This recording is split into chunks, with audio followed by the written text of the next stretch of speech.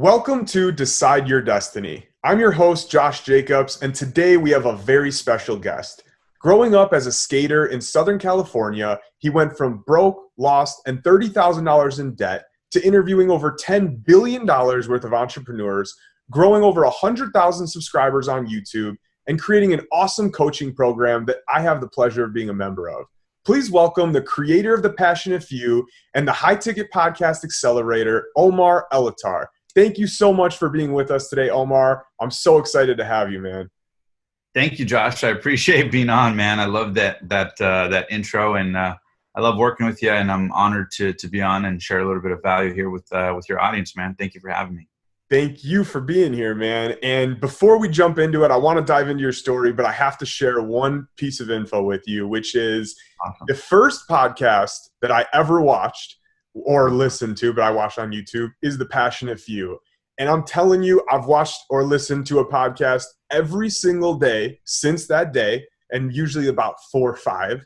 And my life has just completely changed. I mean, every single part about my life, my health, my business, my relationships. So seriously, thank you for doing what you do and putting the amazing content out there and having this amazing show.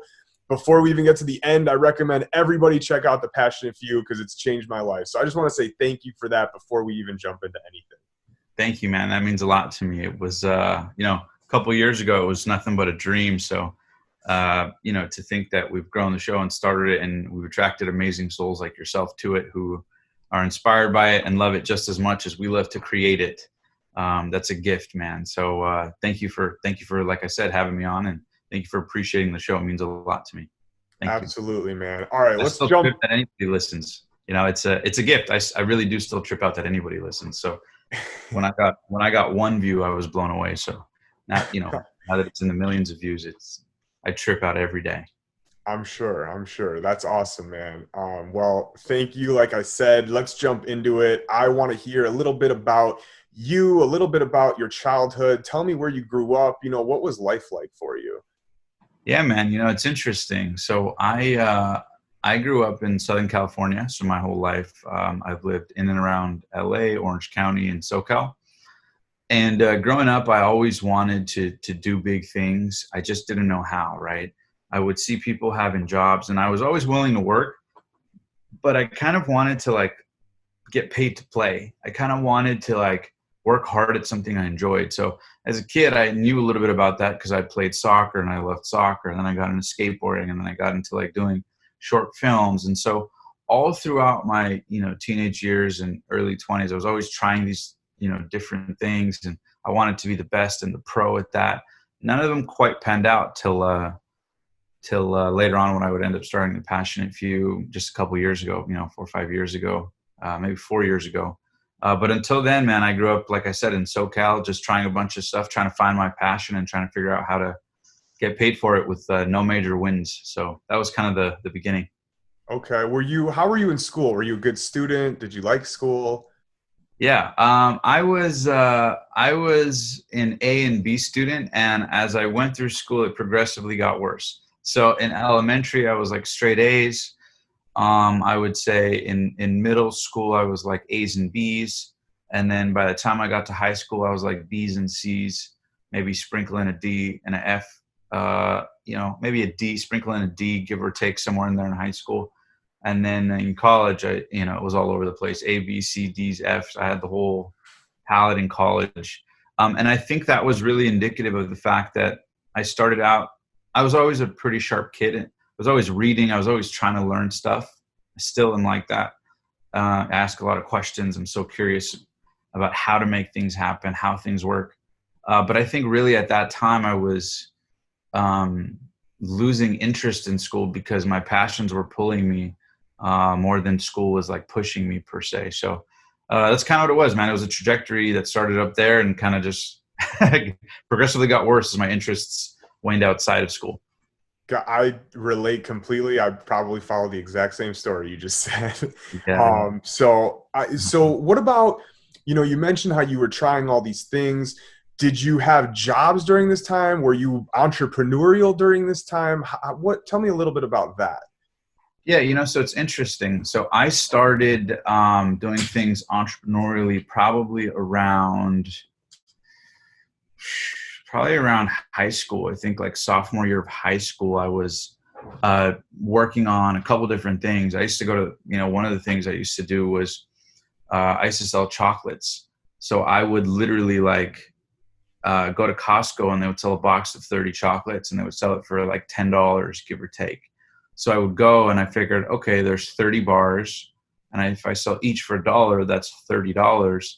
And it cost me like $10.99 or $9.99 at Costco. So I was like, oh, I didn't know this at the time, the lingo, but I was like, oh, that's a $20 profit margin. And I started doing the math in my head one time. I literally remember I was in a Costco and I had the idea. I was with my mom. We're all kids. We all go with our parents places and you kind of just look around and just daze off and stuff. So I remember thinking like, wow, how come one candy bar is like $1, but then 30 or not? So I learned about wholesale, right? So, and then I was like, oh, I can sell a unit at a profit if I buy it wholesale. So yeah, I did that. I ended up starting a little chocolate selling business in high school. That was my first thing. And I ended up, I bought one box and then I sold it out. And then I went back the next day. I was like, I made $20 in a day. When you're a kid who's 15, that's $1 trillion. At least to me it was, I was buying lunch for myself. I'm buying everybody the $3.75 lunches, dude. All the girls I like, I'm like, oh, lunch is on me, I probably bought like 5 lunches that day and still had, extra money. And so it was funny, just little stuff like that. And then I would sell more and more. So I started going back to Costco and I'd buy like 3 boxes and then 4 boxes. Pretty soon, I didn't know it at the time, but I was like, man, I'm walking around every passing period and lunch after school and before school selling these chocolates. And I'm loving it because I'm addicted for the first time in my life, having a big wad of cash, right?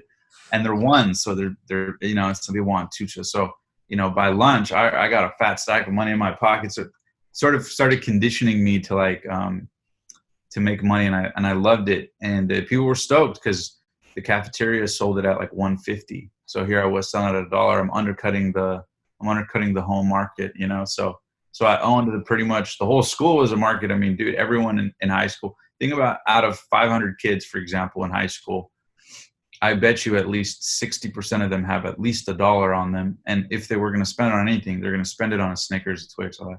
So anyways, long story short, I ended up, once I saw that working, I ended up hiring one of my buddies and I would pay him $10 a day to walk around and sell boxes with me. He would hold the boxes. I would pitch. If you were affluent and I knew you came from an affluent family, I would charge $2 instead of $1. I remember that. You had a whole operation done. You had a guy holding the chocolates for you. Yeah, exactly. Well, because I was doing the pitching, and I'm like, damn, if I'm pitching and selling, it looks desperate. So I would go with him, and because he was my buddy, and I was like, and at lunch it was like I couldn't hang out with him, so I'm like, I'll tell you what, why don't you come around and walk with me? The way I figured it was like, okay, it's less of a margin, but it makes it more fun, And I don't know the word margin, but I'm just, these concepts for some reason are making sense to me. And then I realized like, damn, why chase people when I can just get teachers who get new students every class period to come in and sell them for me? So then I started a little franchise, right? I would get boxes. I went back, bought like 5-6 boxes. And for my 5-6 periods, I would put a box of chocolates in every room. And then the teachers would sell them for me. I would come at the end of the day, pick up the cash. So little by little, I was doing that. So I'm selling boxes and each box was $20 a day. So I mean, that was upwards of like almost $100 a day. And I was running that gambit for a while, a couple weeks. And then I got caught by a teacher. They said, you can't sell chocolates. Plus they were melting. So then I got candies, switched the business model to candies, got busted again, and had to retire the candy business. But yeah, that was just a little bit of like me learning the like little nuances of how to sell, how to like, hey, dude, want a Snickers? Like, dude, I'll give you 2 for 75 cents each. Like, just trying to figure out ways to get deals. And then after that, I mean, I won't go into detail on all the other ones, but I mean, I used to go to the swap meet and because I learned the wholesale concept. I'd go to the swap meet and I would find these shirts that were like Quicksilver shirts, DC shirts, Nike shirts, Billabong shirts, Hurley shirts. And they were authentic. They were real, but they were the ones that the warehouse let go for overstock because they had minor issues, minor flaws. The logo was slightly off center. The stitching was off. They forgot to put a logo on it. There was like a slight like colored variations, little nuances, but they were all legit. So I would go buy them. I remember I'd go buy them at the swap meet for $2.50. I'd buy a box of 50 for $2.50. It came out to like 120 something, give or take, I believe. And then I would flip them and sell the box online for $500. So I was making like 300 and something per box on eBay. So I would go to the swap meet every weekend, and I was doing that. So I'd be making money like that. And of course, all my friends are like making, $7 an hour. So to them, I'm like a zillionaire. And I just had the whole operation running through eBay. So I did that for a while. I used to rent out game cubes at the local venue. I'd make flyers and charge people $20 an hour to play GameCube games. And I had like 5 games. I made a brochure, the pamphlet. So you've had this entrepreneur. The chocolate thing is blowing my mind that you had somebody holding the chocolates, you franchised to the teachers. Yeah. I mean, so it sounds like you've had this creative, entrepreneurial marketing mind for a long time now.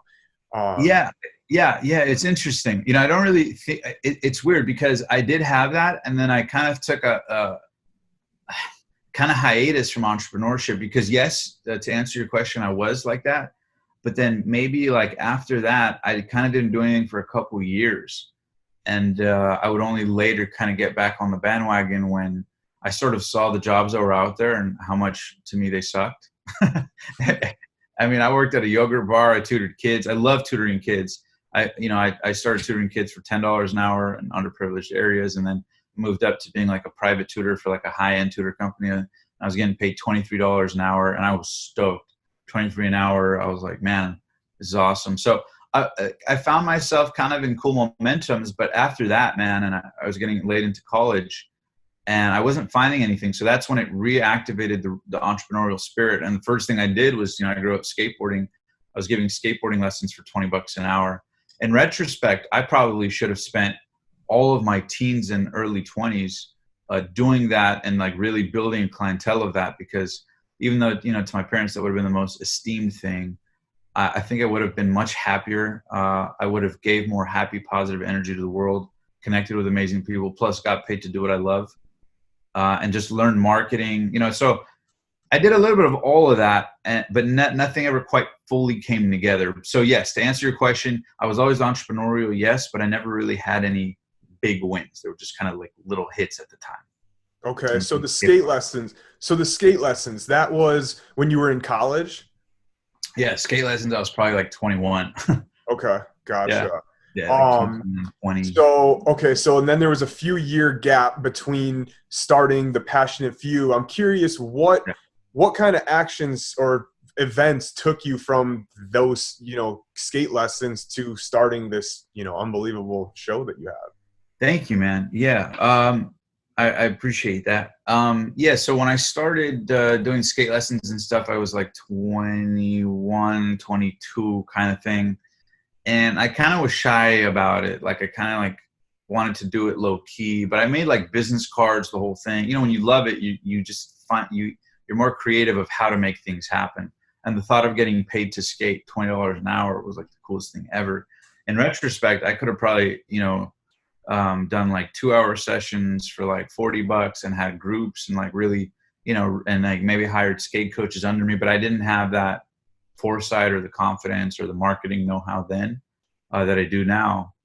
In fact, maybe I should just do it for fun now, but yeah, so I did that for a little bit. And then I got into other stuff. I did intern for Rob Dyrdek at the Fantasy Factory. So that was a turning point in college because it showed my mind. I got to ask you about that now that you brought it up. Yeah. Because I've heard you talk about it a little bit. I gotta know how that happened. How did you get that? And what was that like? Yeah. So this was while I was in college. So right at that 20 years old, right on that cusp of 20 years old, my third year in college or something like that. I just hit a rock bottom one night, man. And I have always, my entire life, I had this issue. What the hell am I going to do to make money?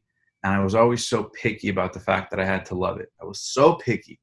But I figured, who cares? I got 20 years to figure this out, or 10 years, 15 years, whatever, to figure this out. So I was trying stuff. I was throwing spaghetti at the wall. And long story short, I'm in my third year of college, and we have to have an internship to graduate.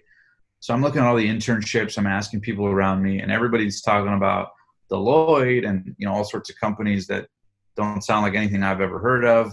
And nobody's really passionate about it. That was my problem with college. Nobody was like passionate, driven, inspired, at least in my college. I'm not saying in general, but for me, that was my experience, that I was always so inspired to do something epic in the world. And I never quite found people that I could build with, or that I could relate to, or that felt the same way.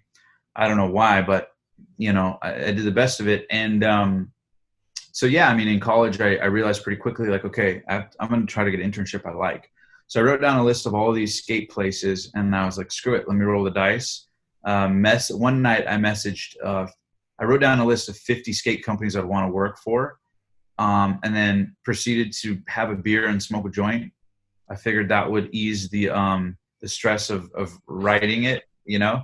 At that time, those were things I did. I don't do that stuff now, and I haven't for years, but, you know, at the time I was kind of like, you know, involved in that stuff. And so I used to play little games where I'd like to get inebriated and get stuff done. And so I did that, wrote a list of all these places and shot emails to whoever I could find. There's a website called malachi.com, I remember. And I would just try to go to the website, go to jobs, and send an email, like whatever I could. And I probably got halfway through the list before I passed out, knocked out. I wake up in the morning to like 2 or 3 messages. It ended up leading to one interview. And I ended up interviewing for a skate company. I didn't end up getting the opportunity, but I connected with the guy, and he said, look, I'm sorry to let you know, Omar, you didn't get the opportunity, but I like you. You're a good dude. And I was in a really Zen, like meditation Buddhist place at this time. And I'll never forget it, because this one action, I really, you know, in life, there's a few moments that you can kind of go back to and like, oh, those were turning point moments. And I believe my first one, where the momentum really sparked, and it led me into the Rob Dyrdek thing, is when he told me that I didn't get that job, or that skate internship at, it was Flip Skateboards. When he told me I didn't get it, I wanted it so bad, because that was my way to like stay in skating. Because if I didn't get that, like, damn, I'm going to have to get a crappy internship and be like everybody else. This was my thinking at the time. So I was in such a Zen, you know, meditation place, like, that when he said I didn't get the job, I was actually like so positive and grateful. So I said, hey, and his name's Andrew Schusterman. Shout out Andrew Schusterman. And he said, you know, Omar, unfortunately you didn't get the job. We ended up going with someone else. I was in such a good place that I was just like, you know, Andrew, thank you so much. I really appreciate you getting back to me. I'm so happy to hear that you guys found the right person for the job. By the way, you know, let me know what I could do to better myself. I'd like to reapply at a later time. And, and I'm also happy to work for free or volunteer, just to show you as a sign of good faith the work I'm willing to put in to be a part of the thing. You don't have to pay me. You don't have to give me credit as an internship. I'm just happy to volunteer, if that's of value to you. If not, no problem, you know. And he just responded back to me saying like, wow, man, that was like the nicest message anybody's ever sent to not getting a job. You know, thank you so much. And then he changed my life. He said, but I do know some people who are looking for an internship. I will keep in touch. So I said, okay, cool. Thanks. Take care. And I thought nothing of it, right? 2 weeks fly by. And one day I'm in college class sitting there, like fantasizing out a window about skating a rail or something. And I get an email notification, and I look at it, and it's from the Fantasy Factory, and it's from, you know, Rob Dyrdek's Fantasy Factory with Street League Skateboarding. And it was a very simple email. It's like, hey, Omar, heard about you from Andrew. Are you still looking for an internship? And I look at the email address and the thing, and it was from the global marketing manager, who's like right hand to Rob Dyrdek. And it's like at robdyrdek.com, the whole thing. And I was just like, oh my God, holy shit. So I'm like, yes, absolutely. I'm looking for an internship, you know, like da-da-da. So like, okay, cool. I go down, like, I think my interview was like the following week or something. I'm so excited every day. I'm like thinking about it. And I wasn't nervous, dude. I was just so confident and relaxed and ready. And like, I know everything about skating anyways. So I went down, killed the interview, and within 2 days got hired. And from that day forward, I ended up traveling all over the country with Rob and the team, all expenses paid, 5-star. And not only that, this was the final season of Rob Dyrdek's Fantasy Factory. So I was right. I I came right at like literally my first day starting there was the week after they wrapped the last episode. So I would have been on the show. I missed it by a week. And I was like, damn it. Oh, I was so close to being on the show. But I still got to, even though I wasn't on the show, I got to experience the entire world of it for a year. And it taught me, you know, I would look out the window, Rob would come to the office and he'd come one day in his Ferrari and then another day in his Aston Martin. He's having so much fun. He's always dating a new model. And he's just like a big kid and he like skates the park. And to me, as a kid with a dream, you got to understand how like I'm interning every day for like the guy who's living, doing exactly what I would like to do one day. And it's in front of me. You know, most people get motivated on YouTube. I was like every day, like seeing him living. Not that I was like, oh, like him. It was just the life he created, the mindset, the world of it. And I was right there somehow off of like a recommendation from a thing on a late night of writing a like there was so many like hoops that had to happen from I had to write, like I had to need an internship, to look around, to ask him to write the list, to actually follow up, to get the interview, to handle it well, to get a good response, to get the intro, to interview, to get, there was just so many things and it just flowed. And I literally, man, we traveled all over the country. I got free stuff from Nike. I got to hang out and befriend. And until this day, I know a lot of the top pro skaters in the world from that. And I immediately went from a kid of the dream to being immersed into like this like fantasy, literally the fantasy factory with Rob. I got to see the show. I would see MTV executives come in, famous people would come in. I'd give them a tour of the fantasy factory. And there's always, you know, there's always attractive girls around. And, you know, and it was wild. It was just a big multi-million-dollar party that somehow was like funded ethically somehow. And I just remember being in it and like I would jump in the foam pit and I literally remember, Josh, I would look around and think like, holy shit, like there's millions of people that would kill to be here. And somehow like I'm living it. So that was, it's interesting because that was right before I got out of college. So some would ask, well, how did you go from that high to then getting lost for a couple of years? And what I will tell you, and this leads to your question about the passionate few. I know I'm long-winded here. I apologize, but just want to give you the full story is, you know, I went from that high to like graduating and every other job or opportunity was not that interesting because I just came from that. And I remember actually there was an opportunity to work there to get a full-time potential opportunity after the internship. However, there were certain people that at the end of the thing came into it that me and some people kind of clashed with, and they were kind of not our cup of tea. And so even though it was a great opportunity, I couldn't accept it, you know, so I had to move on. And here I was like living my dream. And dude, I got to travel. I got to go to Nike campus world headquarters in Beaverton, Oregon. All expenses paid, 5-star everything. And everywhere we go, everybody treats us like royalty because Rob at that time, I mean, he's still, you know, at the top, but at that time, he's the king of the world. He's got 3 TV shows that are, you know, ridiculous in this fantasy factory, Robin Big. He's got the brands, DC, like he's huge. And we're right there on, you know, on the plane with them, in the hotel with them. Remember my first day, check this out. My first day at the fantasy factory, I walk in the first day within 45 minutes, maybe 30 minutes of being there. You know, they onboard me and stuff. And they're like, oh, we need you to run an errand for Rob. Have you met Rob yet? And I'm like, oh, no, not officially. He's like, oh, come down, meet Rob. I'm like, okay.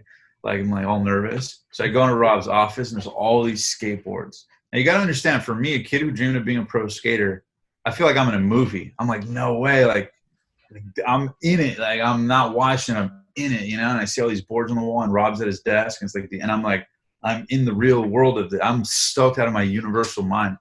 And so I remember Rob's like, hey man, welcome aboard, you know, welcome to the dream, you know, he shakes my hand and he's like, you excited? And I said, yeah, man, I'm ready. Oh, and then he said, are you ready to take over the world? I remember that. He's like, you ready to take over the world? I was like, yes, sir. He's like, well, you came to the right place, man. He's like, all right, your first task is, he goes, I need you to get me the best Subway sandwich you've ever gotten anybody. So he writes down this whole thing. So my first day, first thing, I go get Rob Dyrdek a sandwich from Subway. That was my first assignment. And I remember how I got in my car, like with his thing. And dude, I made sure to perfectly understand exactly everything from the lettuce, the tomato, his whole sandwich. What's the bread? What if they don't have this bread? What, the whole thing, salt, pepper, toasted, not toasted, what cheese. I'm like, it's glued to my brain. I'm not going to mess this up. So I go to Subway. I'm in line and somehow managed to find a way to tell everybody in line or let them know on the slide that this is for Rob. I'm starting to feel cool. I tell the person making the sandwich, I'm like, you're making that for a celebrity. They're like, oh, who? So I'm just stoked out of my mind. Give them the sandwich, whatever. So, it all went smooth, but I went from that high to graduating college and not knowing what to do for years. And I'll wrap up the story here. I ended up finding 2 sales jobs, quit those after making a little bit of money. I was in rock bottom situation, $30,000 in debt. Girlfriend broke up with me. And at that low point, that's where I decided to start the show and everything shifted. So I know that was long-winded. I apologize, but hopefully the audience sees the whole story. Yeah, do not apologize. That was amazing. I actually want to cover, before we go into the passionate few, I want to cover a couple things that you said that I think are really important for people to understand. The first thing is, you said you had to roll the dice and, go for as many internships as you could. So you applied to, many places. And I don't remember if it was you that just talked about this a few days ago or somebody, but the fact that McDonald's gets more applications than, I forgot where, but many other places. Yeah, wherever. Okay, yeah. So it's interesting because people just don't want to roll the dice on themselves. So I just wanted to bring that up and commend you for that and tell everybody else, roll the dice on yourself. Yes. That's the first thing. The second thing is when you initially got the no, a lot of people would have not done what you did. And obviously doing what you did led to this incredible experience. So that's another thing for people to take note of and think about. Just wanted to hammer in on that. And then once again, with this is where I want to get into right now, because I've had a similar experience, but going from this insane high, it sounds like one of the most insane highs you can be on. Oh, it was high, man. I'm traveling all over the world, all expenses paid, everything's paid. Our per diem was, when we went on tour, we went across the US, and every city, if we were there for 5 days or a week, we'd get an envelope with $100 a day per diem. So hundreds in cash, traveling, all expenses paid, free Nikes, free clothes. You're in college. It was insane. It was insane. Yeah, I know that there's people who have gone through that situation where they've had a business that they felt, a high and it failed, and then they went to a low or to I don't know what to do. And I know that's happened so many times with so many people with businesses, or even just graduating from college and not knowing what to do, or all those things. So I'm curious about, after the sales jobs and those things, did you always know you wanted to start a podcast? How did you come up with that idea? And, what was that like? Yeah, great question. So to be honest, I was at rock bottom. And the reason being is because here I was, I think I was about 24 years old. And I was just like, how did I, my whole life, I always felt like, to that moment, it was always like, I'm in a great momentum and then it crashes. I'm in a great momentum and then it crashes. I'm in a great moment. And I just felt like that kept happening. And it bothered me so much, because no matter how high I was, it was feast and famine. I'd have a bunch of good things going and then be totally broke and figuring stuff out. I'd have money and then be broke, have money, be broke. And it was just a never ending thing. So I ended up getting these 2 sales jobs, but they ended up bleeding me dry. They took all my energy. First one was solar, knocking door to door, selling $30,000 solar systems in the heat to people who don't want me on their doorstep at 100% commission, Josh. So I went from traveling the world with Rob Dyrdek to knocking doors in solar for 100% commission in the hot heat with sweaty armpits. And I just remember walking, being like, what am I doing with my life? This is how did I go from New York, literally all over the country, the freaking, I was on the show for one episode, and like, how did I go from that to like now I'm knocking on doors selling solar in the hot heat with people who don't like you or slamming the doors on you, when a couple months ago or like a couple years ago people were like loving it. Like, it was just the weirdest. Must have messed with your thing. mind a lot. Oh, a lot, man. And that's why I started drinking and smoking a lot to really, you know, that, and then it just, and that only, you know, I was numbing the pain temporarily, but, and here I was the #1 sales rep in my office. And again, I was blowing the money. And I remember, you know, there's my first time ever at the time, this was a lot of money, but I made $7,000 in a week. And I remember getting that check, dude. And I literally, man, I spent it like it was $1 million. I bought 7 pairs of shoes for the next 7 days. I'd pay people to drive us, like all my friends. Oh, it's all on me. Like, I'd pay for everybody, everything. And, you know, and so I was just feasting for self-sabotage. So I blew all my money. I was smoking and drinking to like remedy the frustration of not being fulfilled with what I do. And that seesaw of the work and spend, just, you know, that, and then that led into Tesla. I did something similar. So, you know, by that point I was just nothing was left in me. My soul was empty, and money, I couldn't chase money. So it had to be something passionate, had to be something meaningful. Long story short, to add insult to injury, in that rock bottom, my ex-girlfriend at the time, she broke up with me. And I was devastated because for the first time in my life, she was somebody that I invested my all into. And particularly because I was in a low point and she was my anchor. In retrospect, kind of felt like she was kicking me while I was down, you know, instead of being there for me and like, hey, we can get through this. So in retrospect, I'm glad, because it was obvious she wasn't the one. But in the moment, I didn't, you know, of course, the pain and the emotions, you don't see all that. So I was in a low place. I emptied my bank account. It was a couple $100 for a life coach named Dave Thorpe. And I told him my whole situation, and he said, okay. He said, first off, congratulations, because the future's about to be better than the past. I'm like, what do you mean? But okay. Paid the guy. And he asked me a question that changed my life. This was moment 2. He said, Omar, if life was perfect, what would happen next? If life was perfect, what would happen next? And until that moment, it sounds crazy, Josh, but I had never had anybody give me permission to dream a perfect life. I think most people live their life assuming that they have to settle to some capacity in their relationship, in their business, in their fitness, in their mindset, in their contribution, in their passion, their fulfillment, in their spirituality, whatever, right? In a relationship, whatever. And to a large degree, we may have to compromise in certain areas, but I never had anybody encourage me to aim for the ideal. And so he said, if life was perfect, what would happen? And I just wrote down this list. I didn't have the foresight to, like you asked me about a podcast. I didn't have the foresight to know it was going to be a podcast or YouTube. I just said, you know, if life were perfect, I would inspire millions of people. I would make millions of dollars, and I would surround myself with a team of inspired people while getting to ask questions and have great conversations with some of the most inspiring human beings on the planet.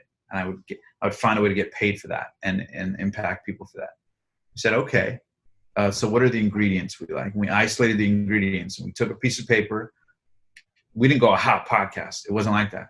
We, you know, and I always tell people this who are lost or trying to find their purpose or trying to start a new venture or whatever, is isolate the ingredients, right? Kind of like a chef would, right? Be the chef of your own life. Be the chef of your own goals. Lay out all the ingredients. And then when you're looking at the ingredients, you can decide on what entree you want to make. I think too many people say, well, what do I want to do with my life? What's my passion? You know, the parallels, what's the entree I should make? What's the entree I should make? But if you don't have the ingredients, you can't make the entree. So look at your ingredients, look at what you do have, look at the resources you do have, and make something with that. And then you can build that and grow that and do more and more. You know, you start with what you know and you let it grow. So I wrote down, you know, I said, okay, this is why I love coaching. I said, okay. So I wrote down, I love to communicate. I love to listen. I love inspiring stories. I love meeting wealthy people. I want to become wealthy. I like rags to riches stories. You know, I'd like to maybe get a show one day, be like Oprah. I love Howard Stern. I love skateboarding. So I'm just throwing all these stuff. And then he's like, okay, we set a timer. We look at the ingredients. And then he's like, okay, circle. Let's see what we can circle and put together. So we start putting stuff together. Lo and behold, one thing leads to another. And he's like, well, what if you interview people on YouTube instead of waiting to get a radio deal? Couldn't you do that yourself? And I was like, well, yeah, I guess I could. I guess I don't have to wait for a radio contract, right? He was like, well, why don't you put it on YouTube? And I was like, oh, yeah, I could put it on YouTube. But then I was like, well, how am I going to get people? And he was like, how does anybody get people? And I was like, you ask them. He's like, okay. So I'm like, so I just ask him. He's like, what other option do you have? And I was like, but I don't know what to say or whatever. He goes, we'll try. And and he was just giving me permission for the next steps. And I love Dave. He's still my coach to this day. I have many coaches, but he's one of them. It kept going and going and going, and we put it together, and I wrote down a list of names, and today that vision for the show evolved from a YouTube to a podcast to the whole thing, but that was the seed of it. And we got one interview, and it grew and grew and grew, and literally the names I wrote down and the vision I wrote down popped off the page and into reality somehow. That is unbelievable. And again, I want to go over something that you said just now, which was going to be one of the questions I asked you, and you kind of already answered it. You said you were feeling lost and you didn't know what you were going to do. And I know there's so many people who feel like that. So just to recap what you did, you wrote down what your ideal life would be like. You looked at the ingredients that you already had that you can build off of to that ideal life, and just started there. And is that just basically giving people a tactical way of doing things? Is that what you would recommend somebody do who has no clue what to do with their life right now? Yeah, if somebody has no clue, or a lot of people, they have clues and don't know how to put those clues together, I would say isolate the ingredients, put them on an objective piece of paper. As one of my mentors, Sharon, talks about, there's no room for fear on paper. There's no room for fear on paper. So sometimes when you're in your head debating what to do in your life or in your business or your relationship, in your head, you're tainted by the emotions, the experiences, the mood, the energy, your physiology in the moment of thinking about it. That may not really have an accurate basis in long-term reality. It may just be your mood at the moment of things. Whereas if you write them down on paper, you can see them objectively from a neutral place, and you're more, you just literally can see it. It'd be like if you go shopping and someone tells you the 23 things you need to buy from the grocery store versus you write a list down. There's something about seeing it that gives you reassurance. You can reference it. You can look at it. You can go, do I really need that? When things are just spinning around in your head, it's hard to have any sort of clarity. Kind of compare like MapQuest to a GPS, right? Remember back in the days before the Maps app, right? People used to write down MapQuest, try to remember all those turns in your head. It's very hard to get where you want to go. But when you have something sort of as a permanent reference, it allows you to just see more clearly, make decisions more clearly. So I recommend people do that. In fact, regardless of people's spiritual beliefs, nothing manifests in reality before it was written on paper. And, regardless of someone's spiritual beliefs, if God had to write it down, pretty sure we should write it down to make things happen, right? So that's kind of one thing I've learned. That is great advice. Everybody who's listening, take that advice. It's awesome. I want to hear about your, so you start this show, or you have the idea, you decide you're going to start on YouTube, screw waiting for a radio contract. And what is your first show like? Are you nervous? Are you doubting yourself? Are you fighting through that? What is that like? Yeah, a beautiful question. And by the way, I'm good on time, so don't worry about time. We can run it. My first interview ever was it's actually interesting. So I did two. My first interview ever was on a podcast I did on somebody's doorstep at their house. No exaggeration. I'm not joking. We recorded the podcast outside their front door for 45 minutes. It was like this, this practice episode, if you will. And I did that, and I wasn't nervous, to be honest. I loved it. It was scary. Maybe I was nervous, actually. Maybe I'm, biased because I love it, but whatever you call it, excited, nervous, I was something jittery inside, but I loved it. I wanted that. I fell in love with it, man. I fell in love with the fact that like I could meet all these rich people who at the time, that's just how I vaguely labeled them, rich, I could sit down with all these rich people and ask them whatever, and they had to answer. They couldn't, because in life, you meet someone who's wealthy, you see a nice car, a nice house, or, you hear they have $100 million company, you get in maybe a question or two. But I somehow figured out a way to not only ask them a zillion, but become friends with them, monetize it, build an audience around it, build fans around it, build meaningful work around it, build a business around it. Like all of these things happen. But at the time, I just loved to do it. And in an interview, they can't only answer one or two questions. They have to answer every question.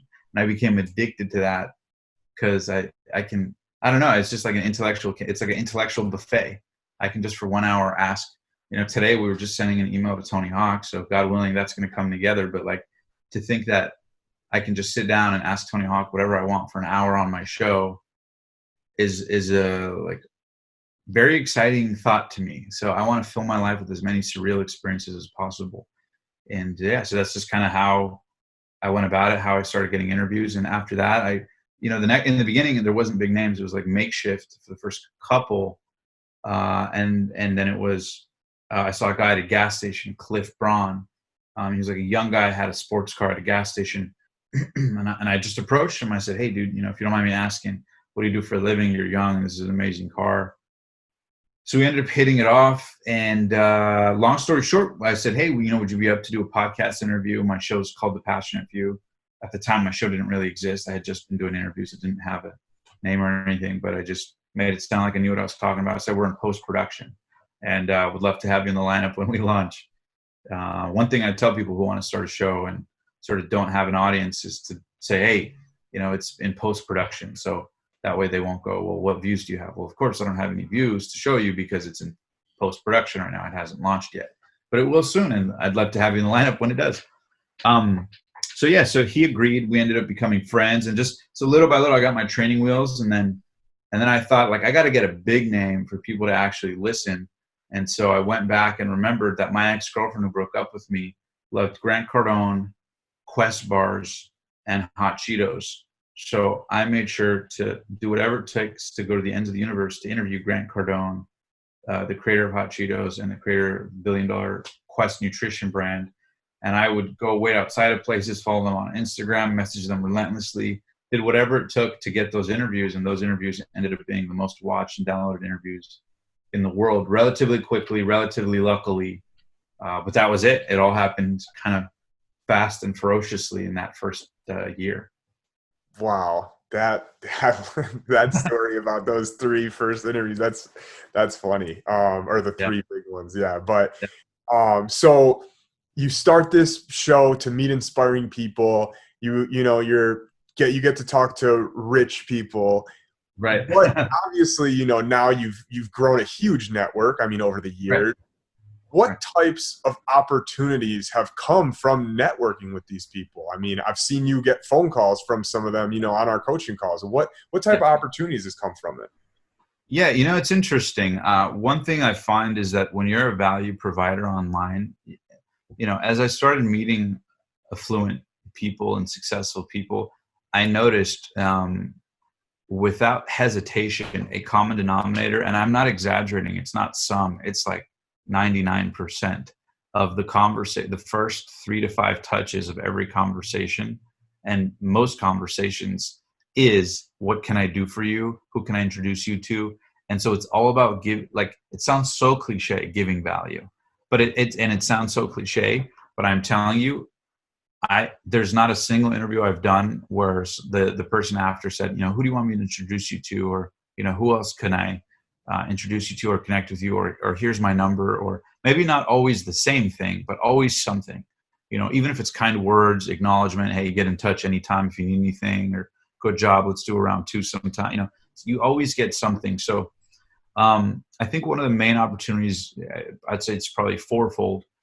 So the first is that, right, you have that leverage, that good rapport with people, of giving value, and they'll introduce you to people. So they introduce you to the next big interview, or somebody who can help you in your business, or they got to run these ads. We're in the digital space. So, hey, well, I know the best YouTube ads guy. Let me introduce you. And, maybe that YouTube ads guy cuts me a break on his premium pricing, or, or we work out a partnership, or, I become an affiliate. There's just, little synergistic things that happen. That's the first thing. The second thing, to be honest, is the actual relationships with them. Grant Cardone's been a client. We have many of the people we've had on the show, billion-dollar entrepreneurs, became clients of ours that we'd have to normally chase down for our production company. But because we have good rapport, I mean, we weren't trying to sell them anything.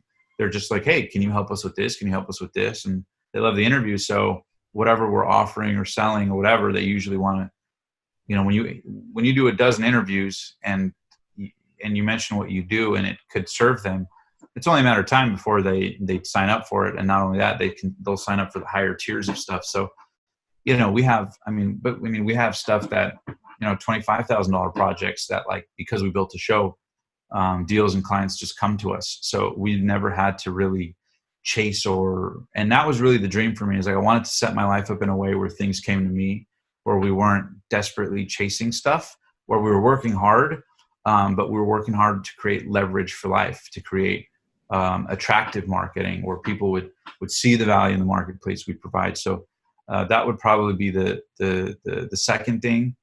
The third thing is that it's just puts you in a good energetic space because you enjoy it, you love it, you feel good about it. You're going to make better decisions when you're in a better mood. And then fourthly, which translates to your business. And then fourthly, the audience, because when you're selling to fans, when you're selling to an audience, it's very different than just selling to customers or prospects, right?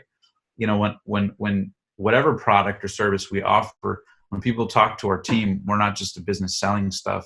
We're a team of people who built a mission. So when people get on the phone with us, 80% of the call is how much they enjoy the show or love the show. And then at the end, it's like, oh, by the way, yeah, if you want to sign up, this is the thing for this or so that is a gift that I don't take lightly. And so, yeah, those are just some of the benefits of, the leverage of building something that you believe in the world that other people are attracted to. Wow. Okay. That's awesome. that's amazing. So I have a few more questions for you, but first, before we get to the end, I want you to let people know where to find you. I encourage you to watch Omar's interviews. I encourage you to buy Omar's products. I know that they're helping me a lot. So tell people where to find you. Yeah. So you guys can find me on Facebook. It's at Omar Elattar, Omar, last name Elattar. On Instagram, it's at Omar_the Rockstar, at Omar_the Rockstar. And you guys can also check out The Passionate Few on YouTube.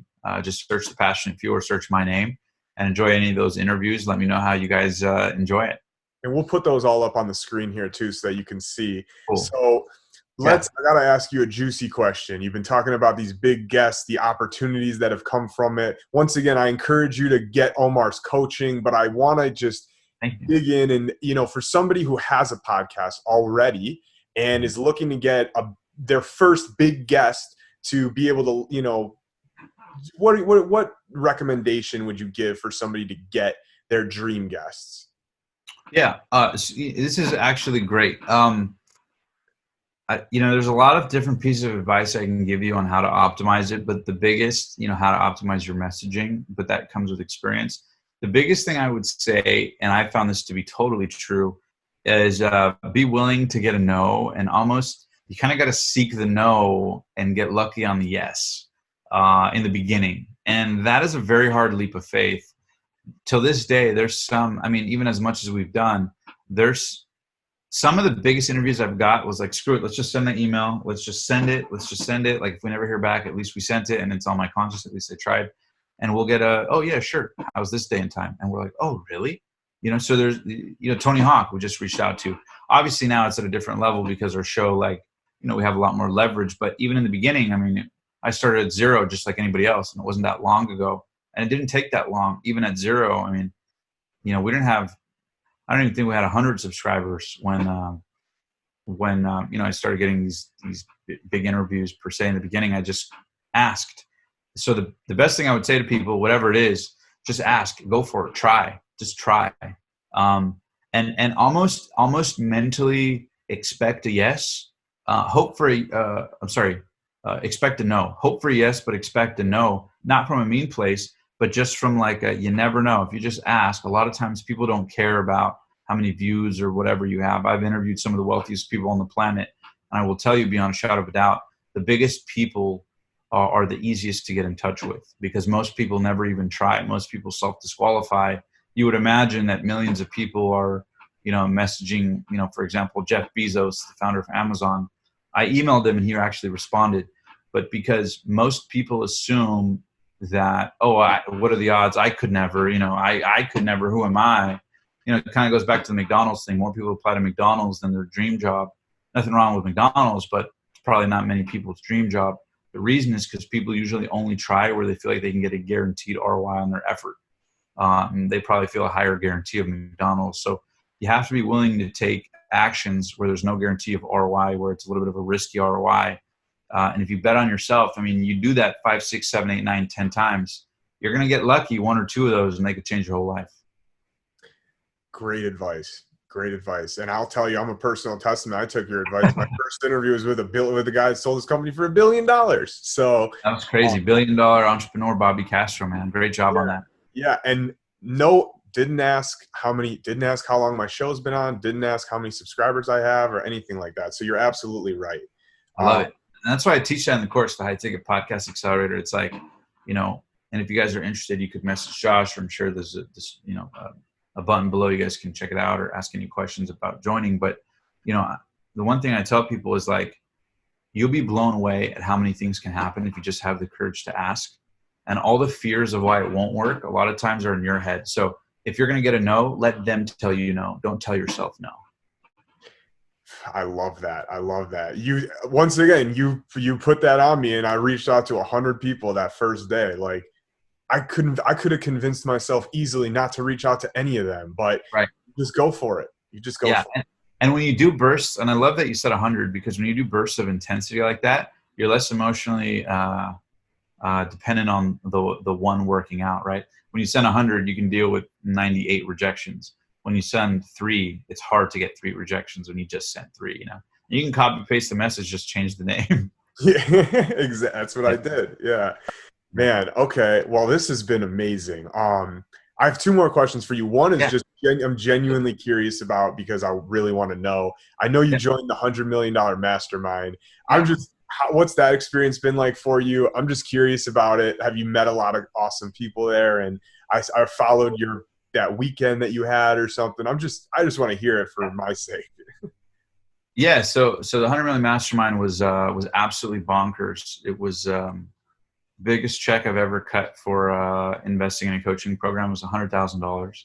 So it was 100 people who invested $100,000, and it was luxury in every sense of the word. From the second my eyes opened to the second they went to sleep, it was nonstop insane. I have photos with Chris Tucker from Rush Hour. Like, I bowled with Chris Tucker in Dan Bilzerian's house. And that's just like one microcosm of the event. We're talking every meal is like 5-star luxury from God knows what chef. Breakfast, lunch, dinner is unlimited buffet of the best food I've ever eaten in my life at any kind of public venue for 3 days straight. It's it's a lot of luxury. Plus, it's insane. Everybody in it, all the instructors are involved with over $100 million in transactions, from the Morrison brothers, who I know who sold over $100 million of products online, to Jordan Belfort, to just Joel Marion, to some of the top. Whether these names or not, you may know some for anybody listening or watching, but every single instructor in it has been involved or run $100 million worth of ads or business, or just had a run rate of that. So, you're talking to people with heavy experience in business that's deep. You're not talking to, people who just made their first million and, are given some advice. Nothing wrong with that, but you're meeting seasoned veterans in business. So yeah, I definitely think I was probably, there was a couple of us, because there's different levels. Some people at $1 million are stoked. Some people at $10 million are stoked. But when you meet people, you might think you're doing well, and then you meet people that are, that are doing $300 million a year, and they're sitting next to you at the table, and they're no brighter than you. They're just like, oh yeah, we just do this, and we have a team who does this. And you're like, oh, he could do it, I could do it, right? So it stimulates you like no other when you're in a room of 100 people that are that committed to investing in themselves, instructed by $100 million worth of entrepreneurs. Every single human, you go to mixers and like some people are cool, some people. Imagine a room where everybody you talk to is just as fat. You're just walking around fascinated by, I know that brand, or I know that clothing brand, or I know that supplement brand, or that's the guy Marcus Lemonis was there from The Profit. I mean, Chris Tucker was there. So it's I met Tyga. Check this out. I met Tyga, Chris Tucker, Mark Lemonis from The Profit, Jordan Belfort, and who else? I saw a lot of pictures. Yeah, it was insane. It was a party of epic proportions. I mean, it was insane. It's insane, and it's a year-long program. So I'm probably not doing it justice in terms of the business stuff. There's a ton of business stuff we learned throughout the year, but there's 3 events, and I zoomed in on the events, but they're insane. They're insane. And that's what I want people to realize too, is you invested $100,000 in yourself. And a lot of people are afraid to invest $1 in themselves. So I just wanted to point that out, and not just you, but every other person there who has this level of success has done the same thing, not just for the $100 million mastermind, but I'm sure the way that they got to the success that they have is because they've invested in themselves throughout the way. So I just wanted to hone in on that. Yeah, absolutely. And I think too, to a large degree, when you're in a room like that, it's, I mean, let me put it this way. I mean, $100,000 is not an easy check for anybody to cut.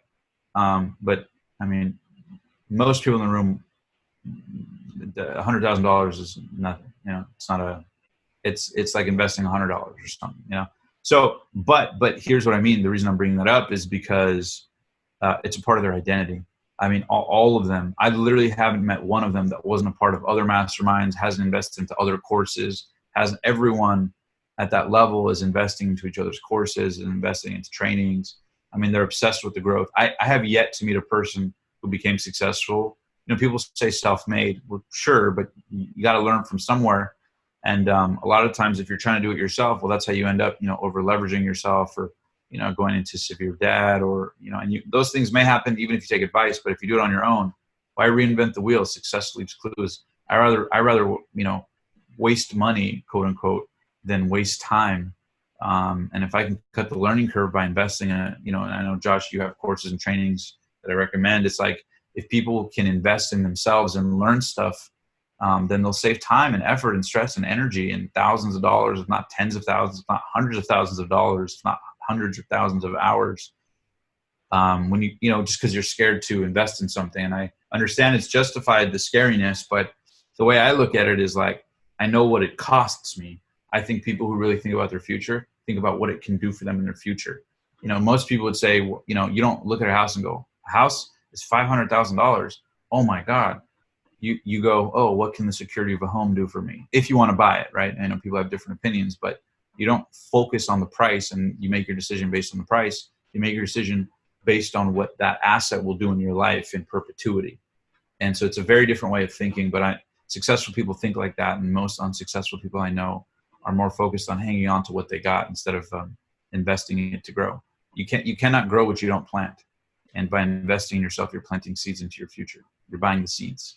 Just to go off of that, I obviously agree with you completely.